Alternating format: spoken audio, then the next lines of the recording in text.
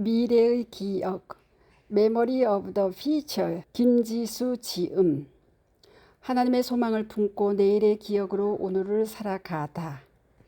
과거에 얽매이지 않고 불안한 미래를 두려워하지 않으며 하나님께서 약속하신 소망을 기억하며 살아가는 삶의 원칙. 3부 미래의 기억으로 오늘을 사는 법. 10점 미래의 기억으로 절망을 이겨내는 길. 어려움을 뛰어넘는 미래의 기억. 고난 속에서 미래의 기억의 정의. 고난은 누구나 피하고 싶어 하지만 인생의 여정에서 결코 떨쳐낼 수 없는 동반자와 같다. 그러나 고난은 단순히 견뎌야 할 짐이 아니라 그 안에서 발견할 수 있는 빛나는 가능성의 기회로 볼 수 있다. 하나님께서는 우리의 삶 속에서 고난을 통해 새로운 길을 여시며 그 길을 종종 우리가 이전에는 볼 수 없었던 소망으로 이어진다. 바로 여기에서 미래의 기억이 중요하게 작용한다. 미래의 기억은 단순히 나중에 이루어질 일을 기대하거나 상상하는 것이 아니다. 그것은 하나님 안에서 이미 확정된 약속이자 우리가 고난을 넘어 새로운 삶을 향해 나아갈 수 있도록 이끄는 영적 비전이다. 마치 캄캄한 터널 끝에서 한 줄기 빛을 보는 것처럼 미래의 기억은 현재의 고난 속에서도 우리를 붙잡아주는 확실한 희망이다. 고난을 겪을 때 사람은 흔히 자신의 연약함에 압도당하며 상황의 무게에 눌려 방향을 잃곤 한다. 그러나 하나님께서는 그러한 순간에도 우리와 함께 하신다. 시편 34편 18절은 이를 분명히 보여준다. 여호와는 마음이 상한 자를 가까이 하시고 충심으로 통회하는 자를 구원하신다. 는 말씀은 고난 가운데 하나님이 얼마나 치밀히 다가오시는지를 일깨워준다. 인간의 약함은 하나님의 손길이 가장 강하게 역사하는 순간임을 의미한다. 따라서 고난은 단순히 아픔의 시간이 아니라 하나님의 계획과 돌보심을 경험하는 통로가 된다.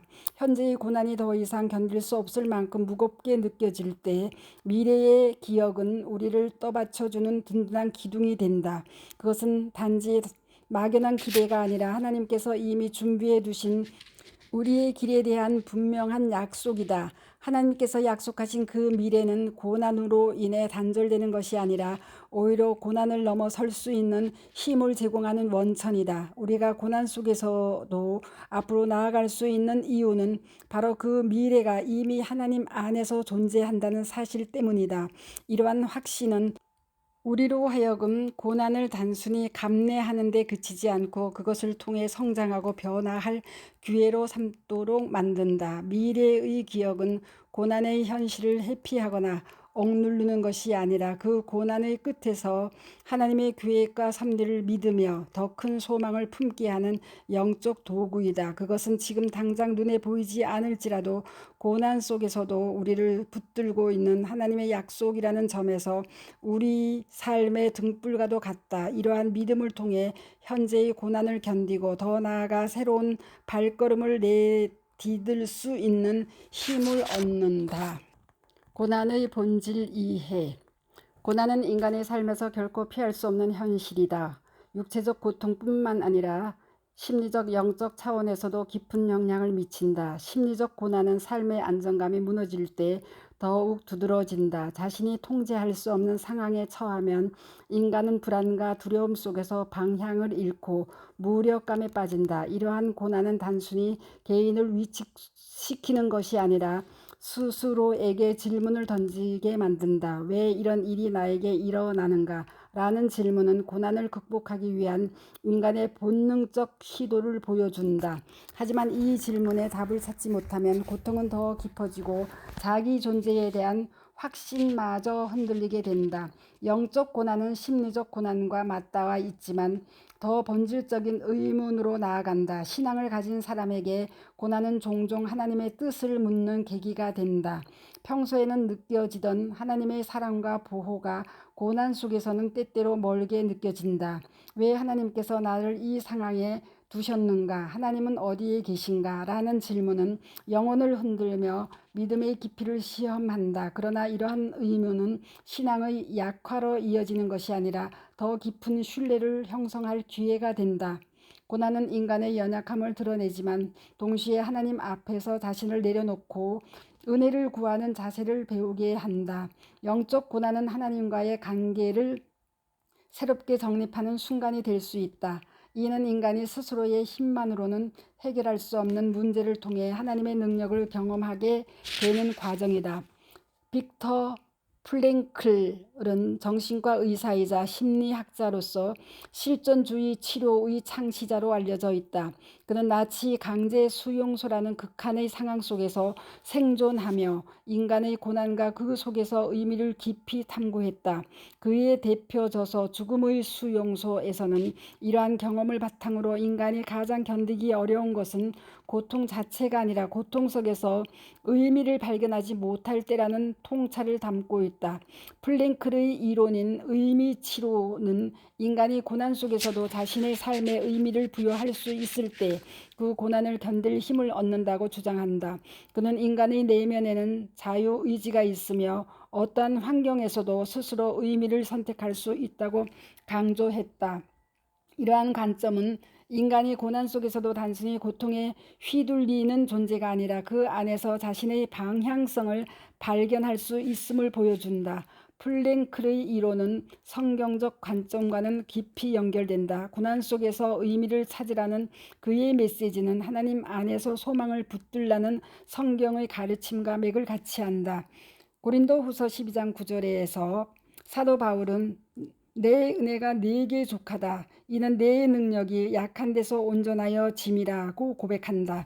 이는 고난이 인간의 약함을 드러낼지라도 하나님의 은혜가 그 약함을 통해 완전하게 드러난다는 진리를 말한다. 플랭클이 말한 고난 속에서 의미 발견은 인간의 의지와 선택에 뿌리를 두고 있지만 성경은 그 의미의 근원을 하나님의 섭리와 계획 안에서 찾으라고 가르친다. 고난은 인간으로 하여금 스스로의 한계를 인정하게 하며 하나님의 도우심을 간절히 구하게 한다. 또한 그것은 단순히 현재를 넘어 영원한 소망을 바라보도록 이끈다. 고난은 인간을 무너뜨리는 힘이 아니라 새로운 가능성을 발견하게 하는 도구이다. 플랭클은 고난 속에서도 인간이 스스로 선택하고 의미를 부여할 수 있음을 강조한다. 성경은 그 의미를 더 깊이 확장하며 고난 속에서 하나님의 손길과 은혜를 발견하라고 가르친다. 플랭클의 선언, 인간은 환경에 의해 결정되지 않는다는 말은 성경적 관점에서 인간이 하나님의 소망을 붙들 때 환경을 초월할 수 있음을 보여준다. 이는 고난을 삶의 걸림돌로만 보지 않고 믿음과 소망의 발판으로 삼으라는 강력한 메시지를 던진다. 고난은 비록 고통스럽고 불확실한 여정일지라도 그 끝에는 하나님의 뜻과 은혜가 기다리고 있다. 이러한 믿음은 인간이 고난 속에서도 흔들리지 않는 확신을 갖고 더 나아가 하나님의 계획을 통해 삶의 새로운 의미를 발견하도록 이끈다. 실직, 경제적 어려움, 단절을 극복한 개인 사례. 한 남성은 오랜 시간 몸담았던 직장에서 갑작스러운 구조조정으로 실직하게 되었다. 안정된 직업을 잃는 순간 그의 삶은 송두리째 흔들렸다. 경제적 압박은 물론 자신에 대한 무력감과 자책이 그를 짓눌렀다. 그는 가족에게조차 자신의 실패를 말하지 못하고 점점 외부와 단절된 채 고립된 삶을 살게 되었다. 매일 아침 그의 머릿속에는 내 인생은 여기서 끝난 것인가? 라는 절망적인 질문이 맴돌았다. 그러나 그러한 침체 속에서도 그는 마음 깊은 곳에서 자신을 향한 하나님의 계획을 붙잡아야 한다는 생각이 떠오르곤 했다.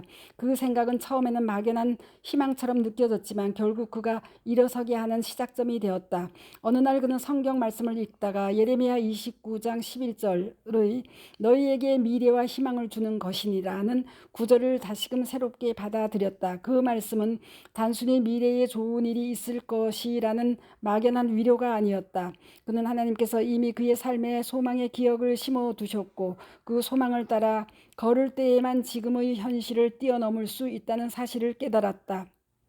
그는 실직과 경제적 어려움이 자신의 실패가 아니라 하나님께서 새로운 길로 인도하기 위한 과정임을 믿어보기로 했다. 그 믿음은 그에게 행동으로 옮길 용기를 주었다. 그는 과거의 일자리지만 고집하는 대신 자신의 부르심을 찾기 위해 무릎을 꿇고 기도하기 시작했다. 기도하는 동안 그는 새로운 기술을 배우고자 하는 마음의 확신을 얻었다. 그는 배움의 과정을 통해 자신이 다른 사람들과 협력하며 문제를 해결하는 데 특별한 재능이 있다는 것을 깨닫게 되었다. 또한 그 과정에서 하나님께서 자신에게 주신 관계의 중요성을 다시금 느끼게 되었고, 단절되었던 가족과 친구들과의 관계를 회복하기 위해 용기를 내어 다가가기 시작했다. 결국 그는 이전보다 더 자신의 재능과 부르심에 맞는 새로운 직업을 찾게 되었고 경제적 안정도 되찾았다. 그는 고백한다. 그때는 보이지 않았지만 하나님은 이미 제 삶에 미래의 기억을 심어두셨고 그것을 신뢰하며 걸어가니 현실에서 그 소망을 경험할 수 있었습니다. 그는 더 이상 실패를 두려워하지 않는다. 오히려 그의 삶은 하나님께서 주신 부르심에 따라 순종할 때 미래의 기억이 오늘의 현실에서 어떻게 실현될 수 있는지를 보여주는 살아있는 증거가 되었다. 실패, 좌절, 무기력감을 극복한 개인 사례. 한 젊은 여성은 오랜 시간 준비했던 시험에서 연거푸 낙방하며 자신의 꿈이 좌절된 것 같다고 느꼈다. 처음에는 단순히 더 노력하면 될 것이라고 자신을 위로했지만 반복되는 실패는 그녀를 점점 더 무력감으로 몰아넣었다. 그녀는 자기 노력만으로는 더 이상 꿈을 이루는 것이 불가능하다고 느끼며 자신의 삶에 대한 확신마저 잃어갔다. 그런 가운데 그녀는 우연히 한 공동체의 신앙 모임에 초대받았다. 그곳에서 비슷한 어려움을 겪고 있는 사람들의 이야기를 듣는 동안 그녀는 자신의 실패를 새로운 관점에서 바라보게 되었다. 특히 한 사람이 하나님께서 우리에게 미래의 추억을 주셨다는 사실을 믿고 그분의 부르심에 따라 걸어갈 때 우리의 삶은 이미 준비된 소망을 향해 나아갑니다. 라고 말했을 때 그녀는 자신의 현실을 다시 생각하게 되었다. 그녀는 하나님께서 자신의 삶에 심어두신 미래의 기억을 묵상하기 시작했다. 과거에는 시험 합격이라는 단기적인 성공에만 매달렸던 그녀는 기도와 묵상을 통해 자신의 진정한 부르심을 찾고자 했다. 그녀는 성경 속 요셉의 이야기를 깊이 읽으며 요셉이 고난 속에서도 하나님께서 주신 꿈을 신뢰하며 걸어갔다는 사실에 큰 위로를 받았다. 하나님께서 요셉의 고난을 단순히 견뎌야 할 시간이 아니라 그의 부르심을 준비하는 과정으로 사용하셨듯 그녀도 자신의 실패와 좌절 속에 숨겨진 하나님의 뜻을 발견하려 애썼다. 그녀는 매일 하나님의 말씀을 붙들며 단순히 시험을 통과하는 것이 아니라 자신의 재능과 열정을 통해 다른 사람들을 돕는 길이 하나님이 주신 미래의 기억일 수 있음을 깨달았다. 그녀는 새로운 진로를 모색하기 시작했고 과거에는 관심만 가졌던 교육 분야에서 아이들을 돕는 일을 시작했다. 이 과정에서 그녀는 자신이 가진 재능이 단순히 시험 준비에 그치는 것이 아니라 하나님께서 맡기신 사명을 이루는 도구가 될 수 있음을 경험했다. 몇 년 후 그녀는 교육 전문가로서 새로운 자리에 서게 되었고 자신의 실패와 좌절이 단순히 끝이 아니라 더 큰 소명을 향한 준비 과정이었음을 고백했다. 그녀는 이렇게 말한다. 하나님께서는 제 삶에 미래의 기억을 심어두셨고 제가 그분의 부르심에 따라 걸어갔을 때 그 소망이 오늘의 현실로 나타났습니다. 그녀의 이야기는 고난 속에서도 하나님의 뜻과 부르심에 순종하며 걸어갈 때 미래의 기억이 단지 마음속 희망으로 그치는 것이 아니라 현실에서 생생히 경험되는 소망이 됨을 보여준다. 그리스도 안에서 소망과 확신, 부활을 통해 연결된 현재와 미래. 부활은 미래의 기억을 형성하는 핵심적 근거이다. 그리스도의 부활은 단순히 과거의 역사적 사건으로 끝나는 것이 아니라 현재와 미래를 연결하는 영적 현실이자 소망의 기초로 작용한다. 이는 고린도전서 15장 20절에서 22절에 명확히 드러난다.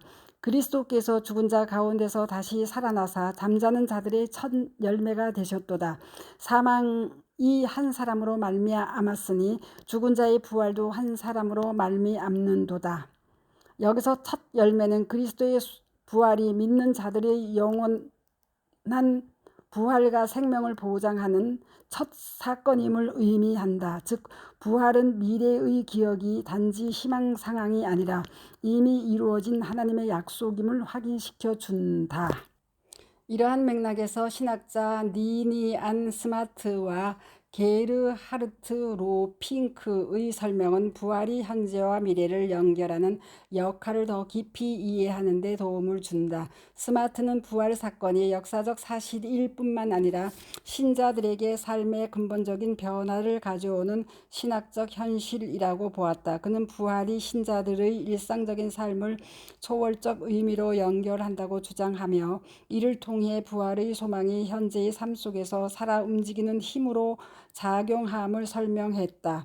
로핑크는 특히 부활이 믿는 자들에게 이미 이루어진 미래를 현재의 시간으로 가져오게 하는 신적 사건이라고 강조한다. 그는 부활이 미래의 소망을 현실 속에서 살아가게 만드는 영적 기초라고 정의하며 부활이 단순한 과거의 사건이 아니라 현재를 살아가게 하는 소망의 원천임을 주장한다. 베드로전서 1장 3절도 이 논리를 뒷받침한다.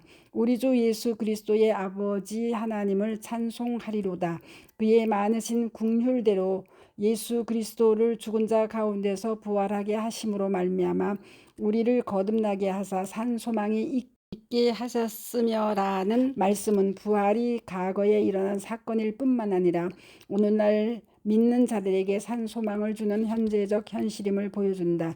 이 산 소망은 단순히 미래의 영광에 대한 기대가 아니라 현재의 고난 속에서도 우리가 하나님의 약속을 신뢰하고 그 소망 속에서 살아가게 하는 동력이 된다.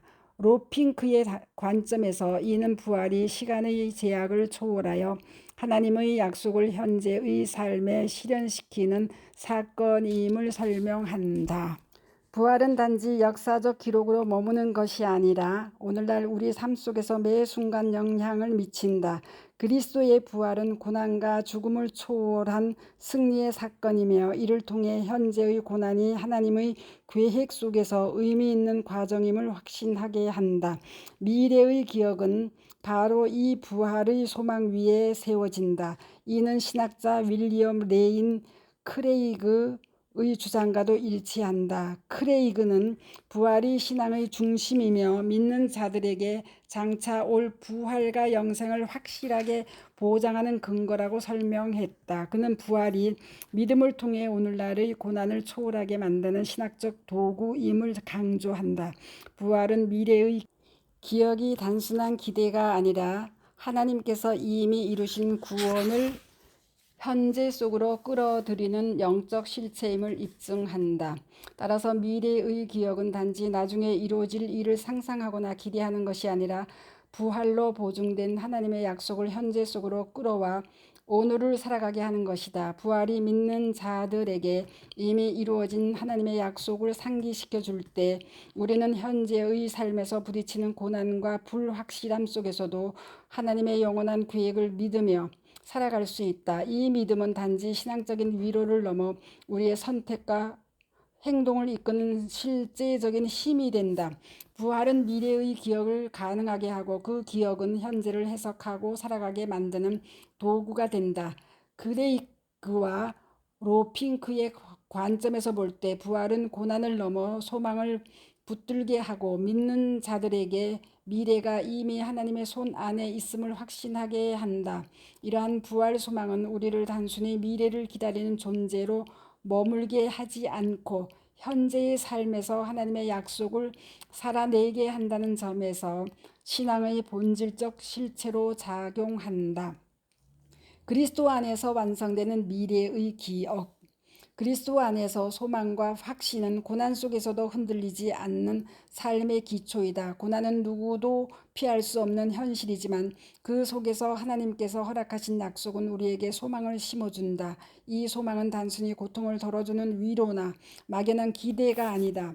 그것은 창조부터 시작된 하나님의 계획 속에 포함된 영광스러운 약속이며 인간이 그리스도 안에서 하나님의 뜻을 따라 살아갈 수 있도록 이끄는 힘이다. 하나님은 창조의 순간부터 인간을 그분의 형상대로 지으시고 그 삶의 목적과 가능성을 부여하셨다. 이는 우리의 삶이 현재의 고난에 갇혀 있는 것이 아니라 하나님의 영광을 이룬 미래를 향해 나아가도록 설계되었음을 보여준다. 고난은 하나님의 창조적 목적을 방해하는 요소가 아니라 그 계획을 더 깊이 경험하도록 이끄는 통로이다. 하나님은 고난 속에서도 우리를 부르신다. 아브라함이 하나님의 부르심을 받은 순간 그는 모든 것을 내려놓고 하나님의 약속을 붙들었다. 하나님께서는 아브라함에게 내가 네게 보여줄 땅으로 가라고 말씀하시며 그에게 새로운 비전과 소망을 심어주셨다. 아브라함은 현재의 안정과 인간적인 기대를 내려놓고 하나님께서 보여주실 미래를 신뢰하며 순종했다. 이 부르심은 단지 새로운 길을 제시하는 것이 아니라 고난 속에서 하나님의 약속을 기억하고 그것을 소망으로 전환하게 한다. 부르심은 고난을 해석하고 견딜 수 있는 힘을 제공하며 그리스도 안에서 소망을 더욱 선명하게 만든다. 믿음과 순종은 그리스도 안에서 소망을 현실로 경험하게 하는 과정이다. 히브리서 11장에서 우리는 믿음으로 하나님의 약속을 붙든 성경 인물들의 이야기를 본다. 모세는 믿음으로 애굽의 부와 안정된 삶을 거부하고 고난을 기꺼이 받아들였다. 그는 장차 올 하나님의 영광을 바라보며 현재의 고난을 순종의 기회로 삼았다. 요셉 역시 억울한 상황 속에서도 하나님께서 주신 꿈을 붙들며 성실히 자신의 역할을 감당했다. 이러한 믿음은 단지 마음속의 확신이 아니라 실제적인 순종으로 나타난다. 믿음은 보이지 않는 하나님의 약속을 붙드는 힘이며 순종은 그 약속을 현재의 삶 속에서 살아내는 행동이다. 이처럼 믿음과 순종은 고난을 넘어 소망을 경험하게 하며 하나님의 계획을 실현하는 길을 열어준다. 성령은 그리스도 안에서 소망과 확신을 붙들게 하는 중심적인 역할을 한다. 예수님께서는 요한복음 14장에서 성령이 하나님의 말씀을 생각나게 하고 우리를 가르치실 것이라고 약속하셨다. 성령은 단지 과거의 약속을 기억하게 하는 역할에 머무르지 않고 그 약속을 현재의 삶 속에서 생생하게 경험하도록 돕는다. 예배소서 1장에서 성령은 약속의 보증으로 묘사된다. 이는 하나님의 영광스러운 미래가 현재 속에서도 체험될 수 있도록 만드는 역할을 한다는 의미이다. 성령은 하나님의 약속을 우리의 마음에 새기며 고난 속에서도 흔들리지 않는 소망을 붙들게 한다. 그리스도 안에서 소망은 성령의 사역을 통해 고난을 넘어 삶의 실제적인 힘으로 작용하며 하나님의 나라를 미리 경험하게 한다.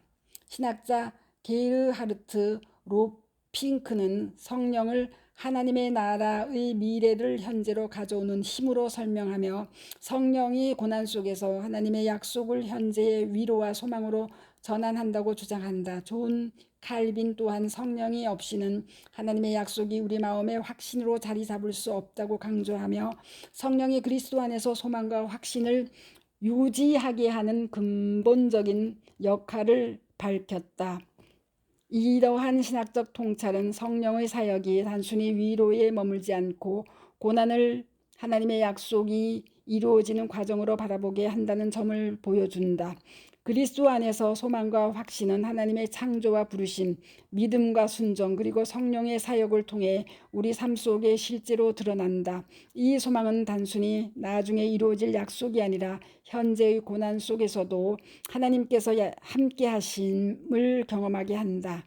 고난은 그리스도 안에서 하나님의 약속을 붙들고 살아갈 기회이며 하나님의 영광을 미리 맛보는 시간이 된다. 이러한 소망은 우리로 하여금 고난을 넘어 하나님의 계획을 현재 속으로 충실히 살아내게 한다.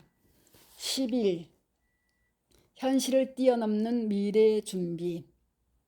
현재의 삶을 이끄는 미래의 기억으로 이어집니다.